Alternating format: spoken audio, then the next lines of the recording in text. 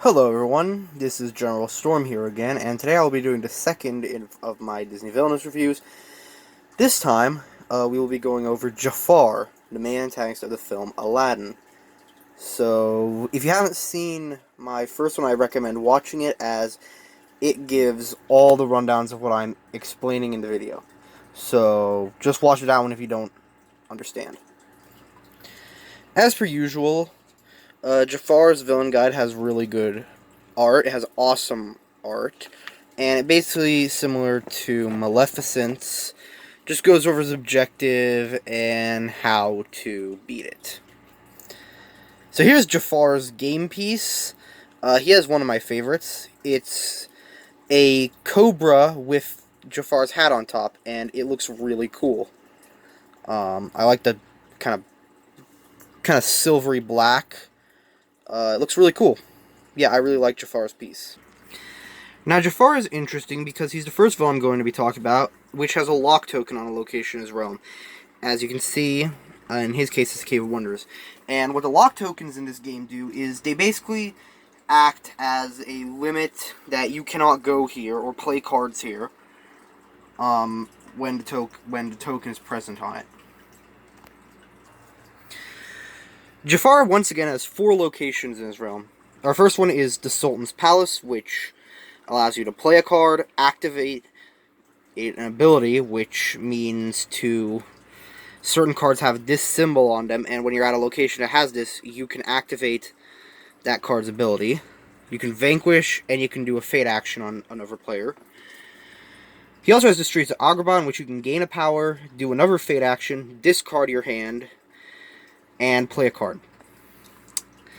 Third location on Jafar's board is the Oasis, which you can once again activate an ability, play 2 cards, and gain free power. And for the Cave of Wonders, you can discard your hand, gain 2 power, play a card, and move a card, which in this case would be an ally or item. Jafar has a much different objective than Maleficent, as whereas her you needed to have a certain card at each location. With Jafar, you have to have the magic lamp at the Sultan's Palace at the start of your turn after you get it, with the genie under your control. So his goal is a little more complicated, and I'm going to show you some of the things you need to do that goal. So the magic lamp can only be played to the Cave of Wonders. And obviously, though, since at the beginning of the game it's locked, you can't play the magic lamp there. And that's where our first card comes in. By paying free power, you may play the Scarab Pendant, which is played to unlock the Cave of Wonders. But it also has the ability that at the end of each turn, draw until you have 5 cards in your hand. Usually in game, you only have 4 cards, so this one allows you to draw an extra card at the end of your turn. Once you've unlocked the Cave of Wonders, you can play the Magic Lamp to it, where it is also the only place you can play it. And when the Magic Lamp is played, you may find a genie who is in your Villain Fate deck, and play him to the Cave of Wonders. Once you play the the Magic Lamp to the Cave of Wonders, you have to start moving it. But as you can see, the only move a card action you actually have is at the Cave of Wonders. So, unless you have a certain ally who can help you move this quicker, you're going to have to keep coming back here every other turn and slowly move it each location towards the Sultan's Palace. I also mentioned that you have to have the genie under your control. So you're probably thinking, how do you do that? And that's where Hypnotize comes in. Now, Hypnotize is an interesting card because this is unique to Jafar. He is the only villain in the entire game as of now who you actually are able to turn heroes into allies. Hypnotize's ability is defeat a hero and move them to the bottom of your board. That hero is under your control and treated as an ally with the same strength. You ignore the hero's ability, and the cost to play Hypnotize is equal to the hero's strength. So, for example, the genie has 6 strength, so to hypnotize me, you'd have to pay 6 power. This card is also useful to get rid of heroes who you don't really need to defeat, because they don't hinder your progress super bad, but you can also gain them as allies. This card is essential to winning the game, as you have to have the genie under your control. And one thing also is that you do not have to have the magic lamp and the genie at the same location to win the game. So you could still have the genie at the Cave of Wonders and a magic lamp here at Sultan's Palace, and you'd still win the game. When your board resembles this, with the magic lamp at the Sultan's Palace and genie on the bottom of your board at any location, you will win the game. Much like Maleficento, even if you get these at the end of a certain turn, you have to wait until the start of your next turn to be able to win the game, meaning a fate action could disrupt your victory. Jafar has 7 unique heroes in his realm, and I will be going over each of them real quick. The first hero in Jafar's deck, with a strength of 2, is the Sultan. The Sultan really doesn't hinder your progress too much. The only real ability he has is that the Palace Guards, which are one of your allies, cannot be used to defeat him. Really, he's easy to get rid of, especially with the Hypnotize card. You can just use him, put him on the bottom of your board, and use him to defeat a hero or whatever. He really doesn't hinder your progress at all. Abu, on the other hand, who also has a strength of 2, is a pretty annoying hero to get, as when Abu is played, the opponent may choose any item at the location they play him to and attach it to him. And Jafar can't use the item, and only can get it back when Abu ends up being defeated. So, essentially what happens is, if you have the magic lamp, you're about to win, someone could play Abu, take the magic lamp from you, and you have to wait a whole nother turn, unless you can defeat him real quick. Basically, you have to wait until you can defeat him, and then you get the magic lamp back. So, he's a really annoying hero to get. Anytime, really. The Carpet is our final hero for strength of 2, and his ability is that Jafar must defeat him before defeating other heroes. Really, he's not too bad. I mean, if you need to defeat Abu, or Aladdin, he can be disruptive. But since you don't really need to defeat the genie, just hypnotize him, he won't hinder that part of your goal. So he's mostly just there to block certain actions. Princess Jasmine is our next hero for strength of 3, and when Jafar draws cards at the end of each turn, he draws 1 less card. So if you don't have the Scarab Pendant, you can only draw 3, but if you have it, then you just draw 4, which is the normal amount. So really, once again, hers isn't super hindering. The only thing it will really do is prevent you from getting the magic lamp quicker. But yeah, she's not super annoying, and she's pretty easy to hypnotize. You only have to pay 3 power to hypnotize her, or you can just use a couple allies to defeat her. Aladdin is our first hero of strength 4. Yep, main character, and he has basically the same ability. He has the exact same ability as Abu.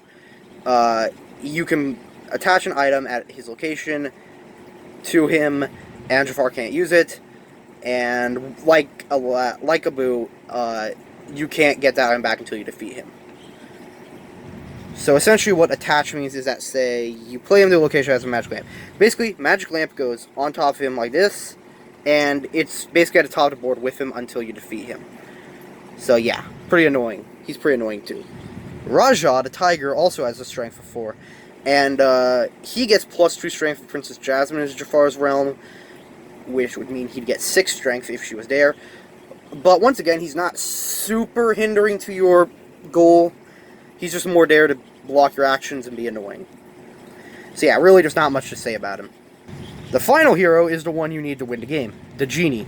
And Genie gets +2 strength if Magic Lamp is his location. And if the Magic Lamp is at the Genie's location, he gains 2 strength, which means he'd have 8 strength. If you start moving the lamp before hypnotizing, however, you just have to pay 6 unless he gets a wish attached to him. Now, wish gives each hero +2 strength, and you can attach multiple wishes to a hero.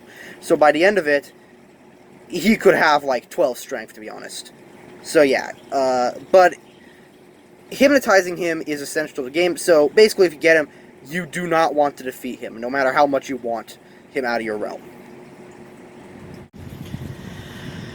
Jafar has 4 unique allies in his villain deck, and some of the heroes, I'll just give a quick rundown on what each of them do.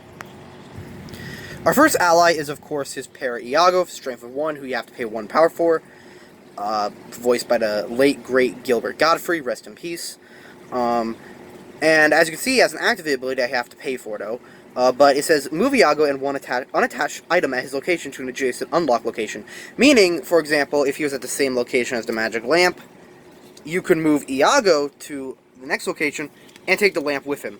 So Iago's actually pretty good at helping you get your goal quicker. One problem, though, is that he's not very strong, so if you're going to use him to defeat a hero, you're going to need a lot of allies to help you. Gazim is the second hero in Jafar's realm with a strength of 2... Gazim is the second ally in Jafar's deck with a strength of 2, and you have to pay 2 power for him. And if you don't remember this guy from the film, he's the thief in the beginning who goes into Cave of Wonders and dies, so yeah. That's all he did. But when Gazim is discarded from your realm, you may choose an item from your discard pile and put it in your hand.